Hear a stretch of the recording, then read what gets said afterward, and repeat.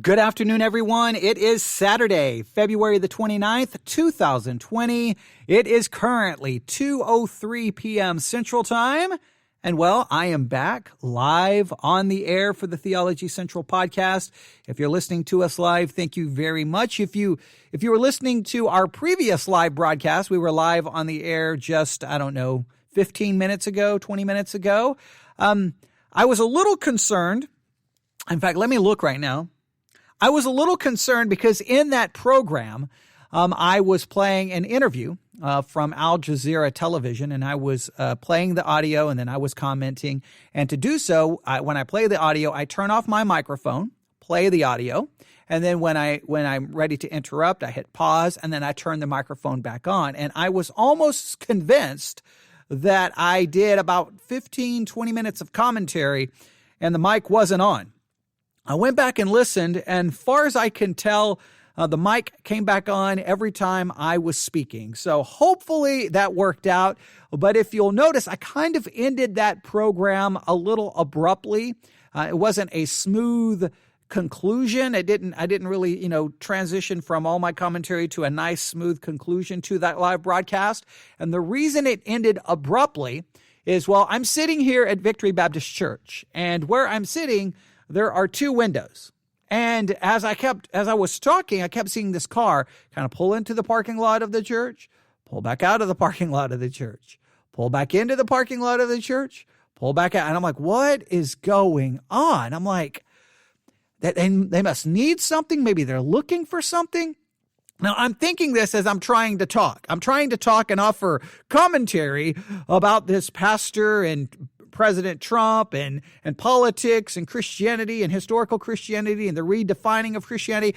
And I'm sitting there trying to say all this while I'm looking at this car, and I'm thinking, so I'm trying to think about what I'm saying, and I'm trying to think about what is this person doing. And at some point they're going to come to the door. Now I have the door currently locked, but they're going to start knocking on the door. I'm live on the air. And if they need something, well, then obviously I need to help them. So I ended it abruptly. I walked over to the window. I looked out. I'm like, this person looks like something's wrong. So I opened the door. I went out. And the person, was like, hey, come here. And I'm like, okay. So I walked over there, and they said, where's this? And they placed a phone in my face, and it was like a house with an address. And they're like, where is this? And I'm like, we're in the middle of nowhere. I don't know where this house is. I don't know where this house is. It's like some county road that I've never heard of. And I'm like, I can't help you. I don't know. They said, well, they told me it was right next to your church. I'm like, well, right next to my church is nothing. Okay. So I don't know. And I said, my church? This church? And I'm like, do you know the name of this church?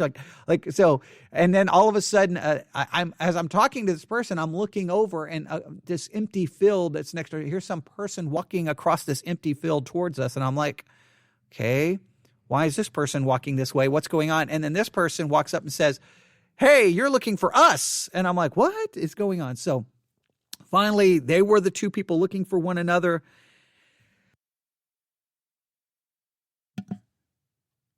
Well, I had to sneeze. I tried to mute it, but I apologize. I sneezed live on the air. What can I do? There's nothing I can do. So finally those two people were looking for each other, and they walked away. And as they walked away, then I came back into the church. So yeah, that's what happened during that live broadcast. And this live broadcast, I sneezed live on the air. I tried to hit the mute button, but it was too late. So I apologize for that. I tried to move my face from the microphone, and just to know, I'm not contagious over the air. No, I'm not sick. I just sneezed. So yeah, people are like, he has some virus. Yes, there's a lot of talk about people being sick and viruses right now. I definitely know that. And that is a serious situation. That's not a joking matter in any way, shape, or form. Because I was going to say, no, I don't have the coronavirus, but I'm like, probably not a good joke to have, since it is a serious, serious issue. So let's do this. In fact, yes,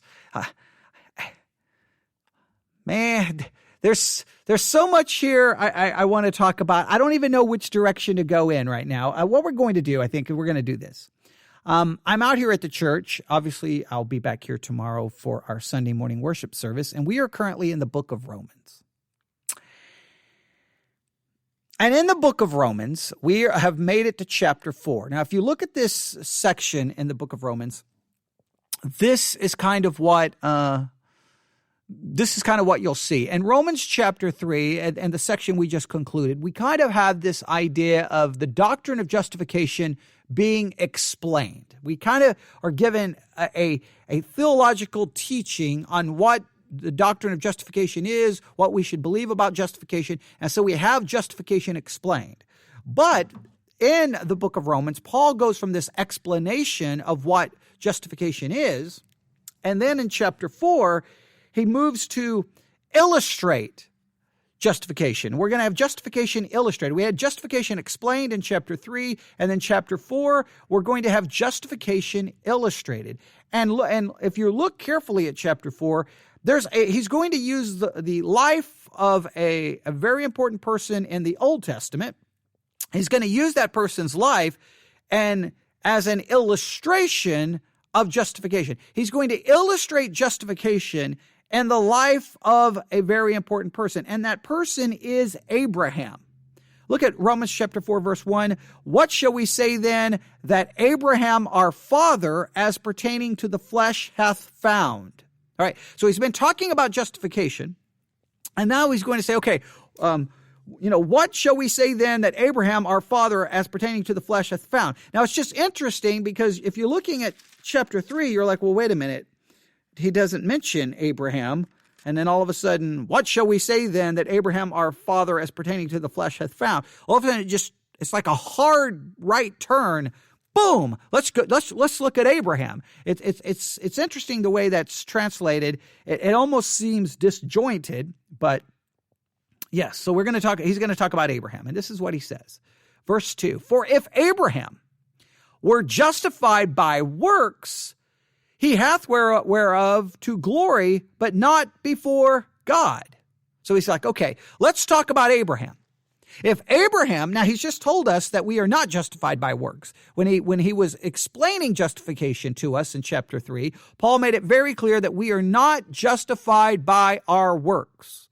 So then he turns to Abraham and he says, look, if Abraham was justified by works, he would have something to glory about. He would have something to boast about. Verse 3, Romans chapter 4, verse 3, for what saith the scripture? Abraham believed God, and it was counted unto him for righteousness.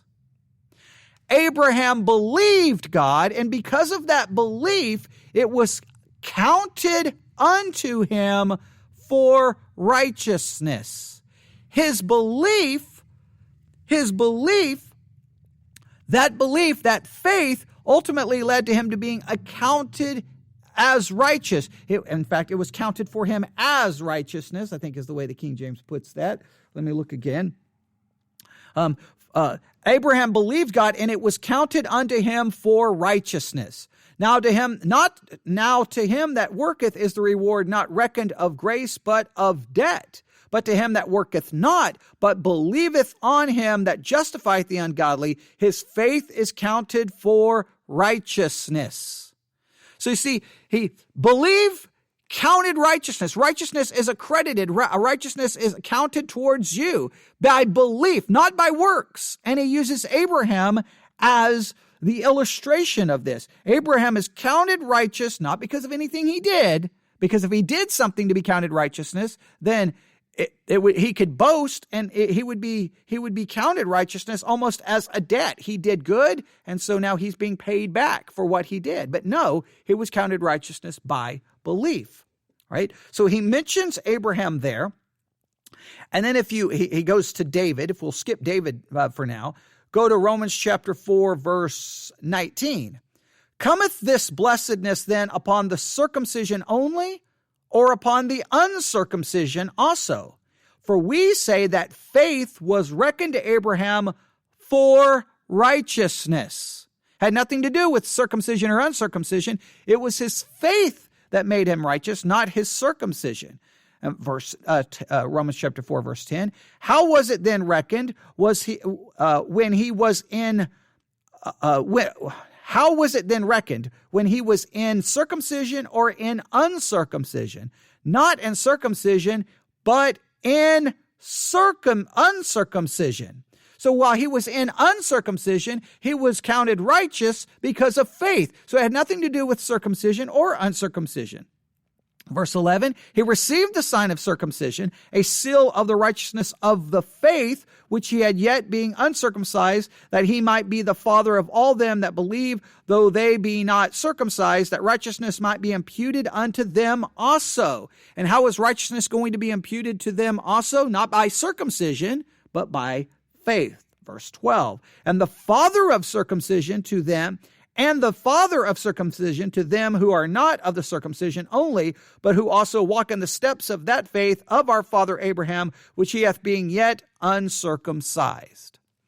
Abraham had belief and faith before his circumcision, and as a result, he was counted righteous, not because of his circumcision. And for us, we are counted righteous, not based off circumcision. Even if we're uncircumcised, we still are counted righteous by faith.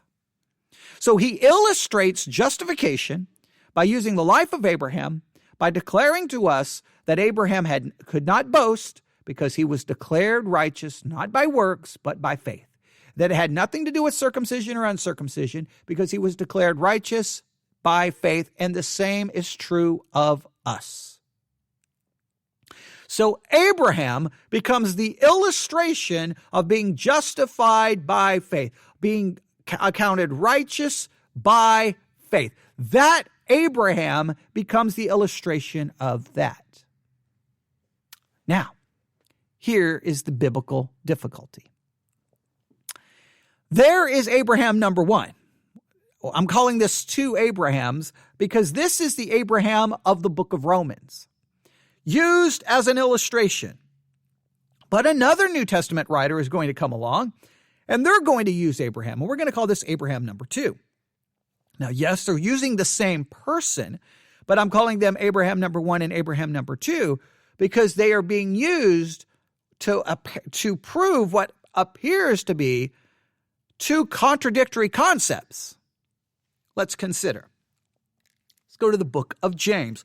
Paul uses Abraham to teach us that we're justified by faith. Abraham had nothing to boast because he was counted righteous by faith, not by works, and that he was counted righteous even while he was uncircumcised. So circumcision had nothing to do with it. Following that had nothing to do with his being counted righteous, and the same is true for us. Now, if we go to the book of James, well, we're going to get a very different message, all right? The book of James. Let's go to James chapter 2. Let's start in verse 14. James chapter 2, verse 14. What doth it profit, my brethren, though a man say he have faith and have not works? Can faith save him? If a brother or sister be naked and destitute of daily food, and one of you say unto them, Depart in peace, be ye warmed and filled, notwithstanding you give them not those things which are needful to the body, what doth it profit? Even so, faith, if it hath not works, is dead, being alone. Yea, a man may say, Thou hast faith, and I have works. Show me thy faith without thy works, and I will show thee my faith by my works. Thou believest that there is one God, thou doest well. The devils also believe and tremble. But wilt thou know, O vain man, that faith without works is dead? Was not Abraham our father justified by works when he offered Isaac his son upon the altar? Seest thou how faith wrought with his works, and by works was faith made perfect. And the scripture was fulfilled, which saith, Abraham believed God, and it was imputed unto him for righteousness, and he was called the friend of God. You see then how that by works a man is justified, and not by faith only. Wow. Okay. Paul uses Abraham number 1 to say that we are justified by faith, not by works. No works are necessary. We don't have to do anything. We just believe and we are justified. Look at Abraham. If he was justified by works, he could boast. He could glory. But he could not, because he was declared just. He was declared righteous. He was counted for him as righteous by simply faith, by believing. And he was declared righteous even before circumcision.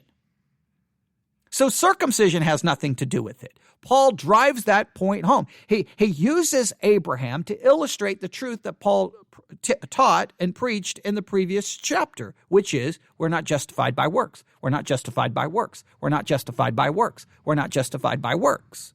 And then you turn to James and we see, James wants to make a point.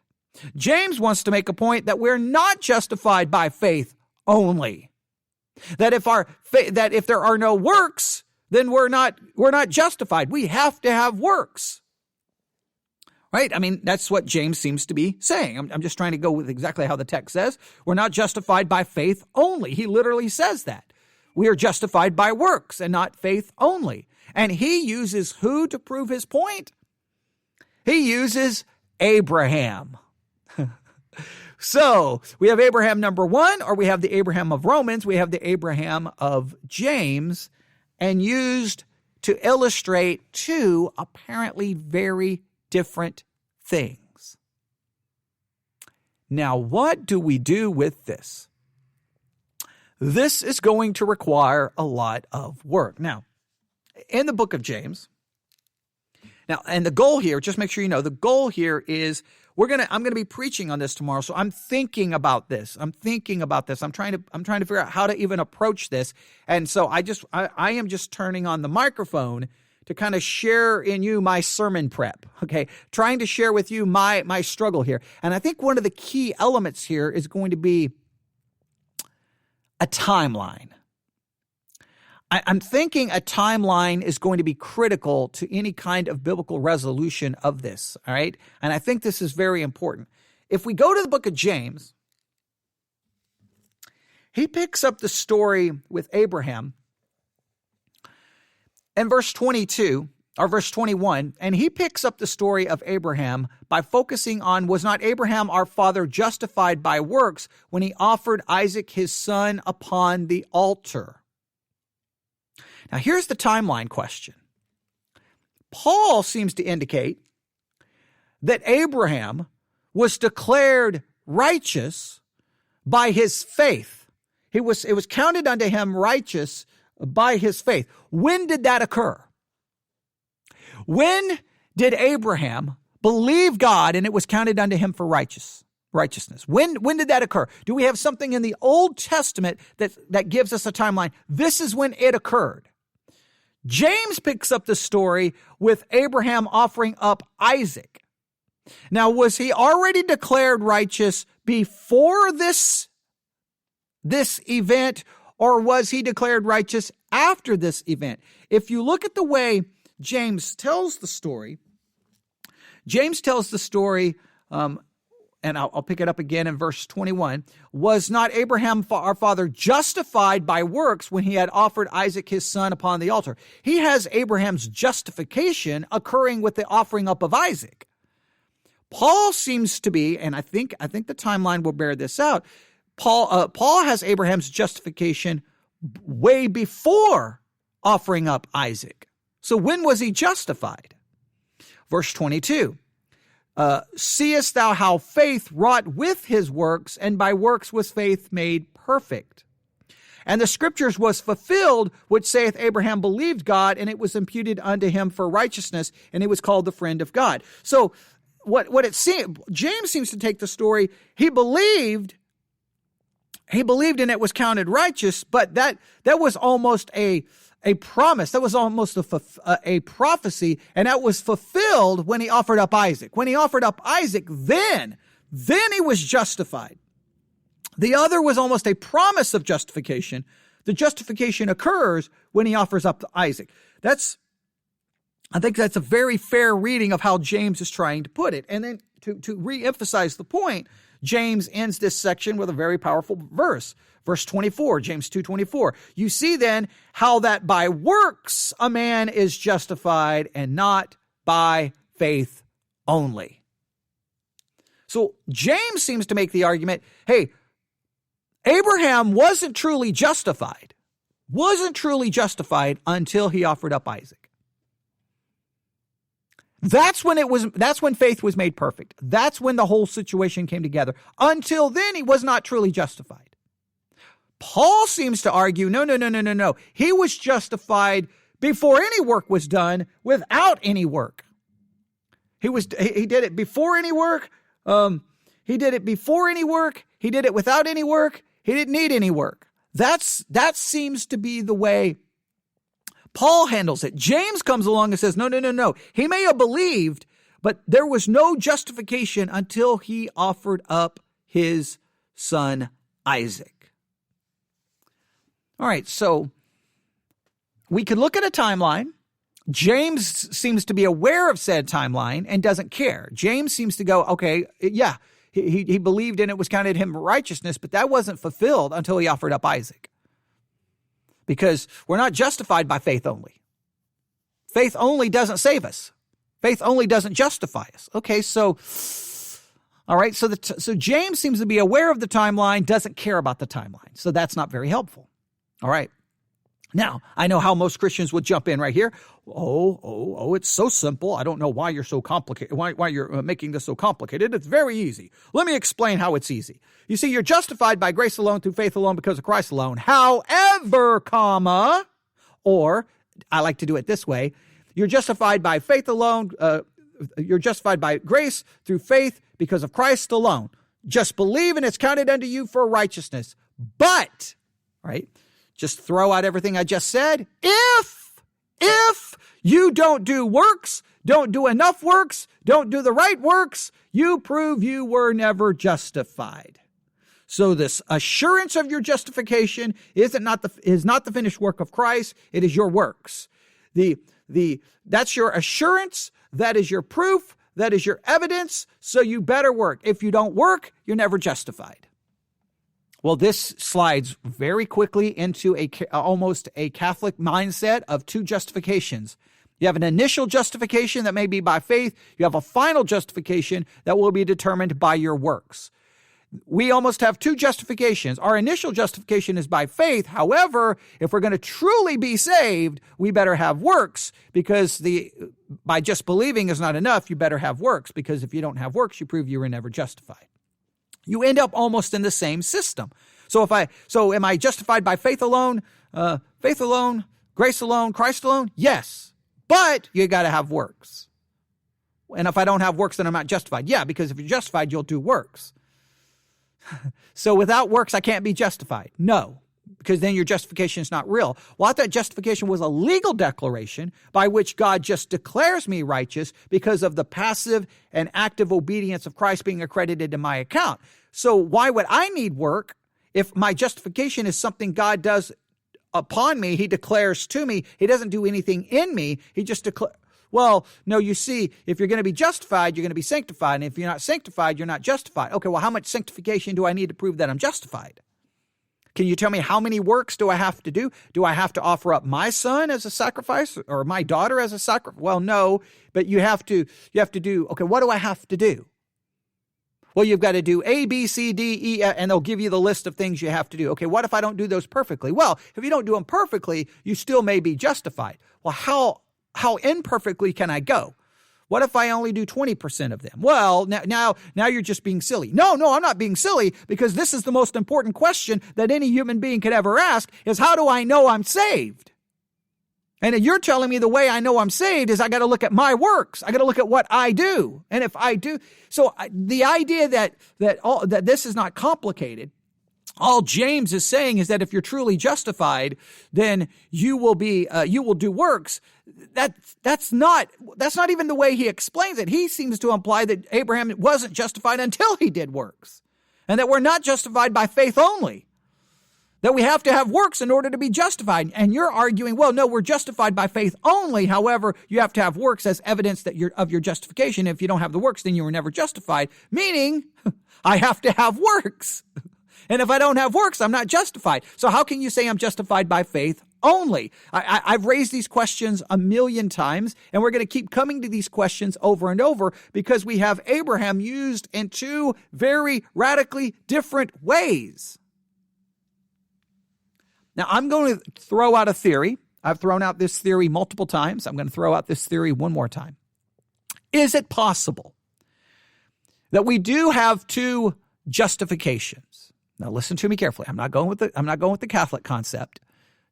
I'm going to redefine that concept. Two justifications. Justification number one is our justification before God. I am just before God based off grace alone, faith alone, Christ alone. Because justification is a work of God. He declares, is a legal declaration. He legally declares me just, and he does so by imputing the righteousness of his Son to me, and that occurs because of faith. I am declared, and it has nothing to do with what I can or can't do. My right standing before God is based off the passive and active obedience of Christ imputed to my account. God sees the finished work of Christ and the righteousness of his Son accredited in my account. I am declared perfectly righteous. I am declared holy because of the righteousness and holiness of Christ. That's my justification before God. However, there's a second justification. And this is my justification before men. Now, please note, I'm justified before God, a legal justification. And the reason I'm legally justified before God is because a righteousness outside of myself is accredited to my account. All right. This is a justification of salvation, but there is a visible justification. I am justified in the eyes of people. I am justified visibly by how I live. See, as a Christian, I am professing that I believe in Christ and that I'm a follower of Christ. And what justifies that profession of faith, what justifies that visibly and outwardly is works. Abraham may have been counted righteous before God by faith, but he demonstrates it before men visibly by action.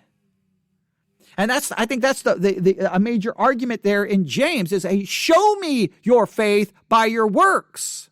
What demonstrates visibly, what justifies me outwardly is works.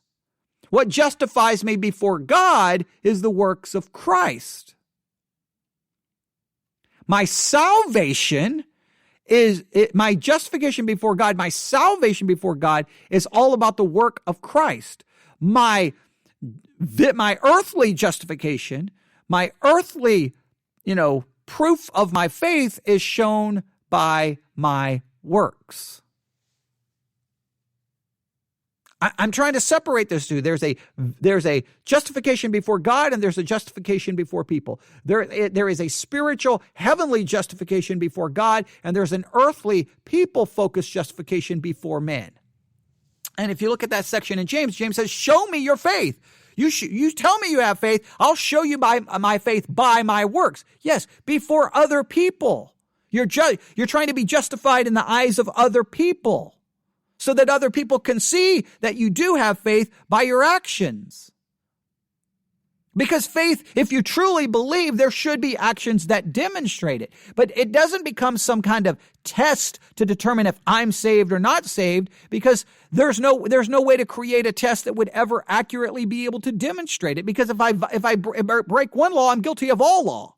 Well, I'm constantly breaking God's law because I'm constantly sinning, so therefore I'm constantly guilty of all law. So how could I ever have enough works to prove that I'm saved? Because the minute I commit one sin of breaking God's law, I'm guilty of all law. Therefore, I live in a perpetual state of being a lawbreaker. So then how many good works do I need to prove that I'm justified?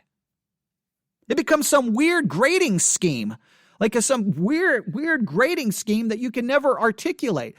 And again, I've stated this before. Go to MacArthur, go to all those who say, no, you're saved by grace. However, your works will prove that you're saved. And here's how you know you're saved. And they give you their little test. I've said it a million times. Take their test. You take their test and you're like, man, according to this test, I've got a 70%. I don't even know how you grade it. I'm doing really good. I think I'm saved. And then 5 seconds later, you sin. Well, guess what? You're now guilty of all of God's law. You've just broken all of God's law. So how are you doing on that? How do you measure this test? You're constantly guilty of all of God's law. How many good things do you have to do to prove that you're saved when you're constantly guilty of all of God's law? How do you measure this? See, this system, this evidential-based system that you've got to prove you're saved by all of these works, it creates a dilemma where, and again, if you read MacArthur, listening to MacArthur's preaching on this, this is how it works. If you're truly saved, you won't love the world. Now, to be fair, you're never going to do that perfectly. However, if you're truly saved, you won't love the world. Well, wait a minute. If I'm never going to do it perfectly, then how can this be a test? You're supposed to love God with all your heart, mind, body, and soul. However, you're never going to do it perfectly. Well, then how can I ever know if I'm saved? You got to love your neighbor. However, you're never going to do it perfectly. Like they say, here's the test. Love God, love your neighbor, don't love the world, love the things of God, crave the things of God. All these, they give you all of these things, and then they tell you you're not going to do it perfectly. However, this is the test to prove you're saved. So then I've got to determine if I'm getting over 50%. Like if you really take this evidential idea to its logical conclusion, you'll never know you're going to be saved. You'll never know if you're saved, because the only way you're going to know you're saved is you got to get to the end of your life and determine if you've got enough evidence that proves that you're ever saved. So that means you have no assurance. And I'm sorry, when my assurance for my salvation is to be found in what I'm doing, not doing, will do, didn't do, can do, couldn't do, that to me does not sound like a gospel-based Christianity. My assurance of my salvation has to be found in the finished work of Jesus Christ. So we have two Abrahams, the one of Romans, the one of James. Theologians have tried to find a way to reconcile these two. We take, within the Protestant world, we love that, we are saved by grace alone. And then, we're saved by grace alone, through faith alone, because of Christ alone. We love that word alone. And the one time the word alone is used in the actual text of Scripture, we are confronted with this. You see then how that by works a man is justified, and not by faith only, or not by faith alone. I just think that that's hilarious, that when you finally see the word only and alone used in the text, it goes opposite of what we profess. Because I think we have to try to interpret James somewhat differently than we try. I tried to interpret it in the evidential way. See, if you're truly saved, you're going to do good works. And if you don't do good works, you were never saved. Yeah, but there's no way to put that into practice. How many works does one need? How do you grade the works? Now all of my assurance is based off my works. I'm never going to know if I'm truly saved until I get to the end of my life, and hopefully I have enough evidence. And who grades the evidence? Does God even tell us how he grades the evidence? Because if he grades the evidence according to his holy righteous standard, again, how many sins do I need to prove how many sins do I need to prove that would completely throw out all of the supposed evidence I've earned? Look at all this evidence. Look at all this evidence, God. Look, I did this and I did this. Yes, however, you broke my law every single day that you lived. So you're a lawbreaker your entire life. So nope, you're not saved. You were never saved. And then what do you do with Matthew 7 when you have those standing before God saying, Lord, Lord, didn't we do all these wonderful things? We preached in your name. We cast out demons in your name. We did many wonderful works. And he says, depart from me, I never knew you. Well, wait a minute. So I could do all kinds of wonderful things and still not be saved? Well, yeah, because salvation is by grace alone, through faith alone. But you got to have works, however the work. Yeah, it just becomes a never-ending circle of confusion. So I'm going to throw out my theory again. Do we have two justifications? Paul is dealing with our justification before God. James is dealing with our justification before men. Is that possible? Is it? I'm just throwing out the theory. I'm not saying right now that it's dogmatic, but we've got two Abrahams.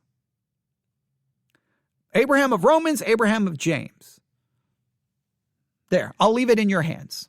You're like, wait, I need some answers. I don't like giving you answers. I like giving you problems, okay? Think about it. Now, I know, and again, if you believe in the evidential argument that no, you're justified by faith alone, grace alone, Christ alone. However, if you don't do this, and this, then it proves you were never saved.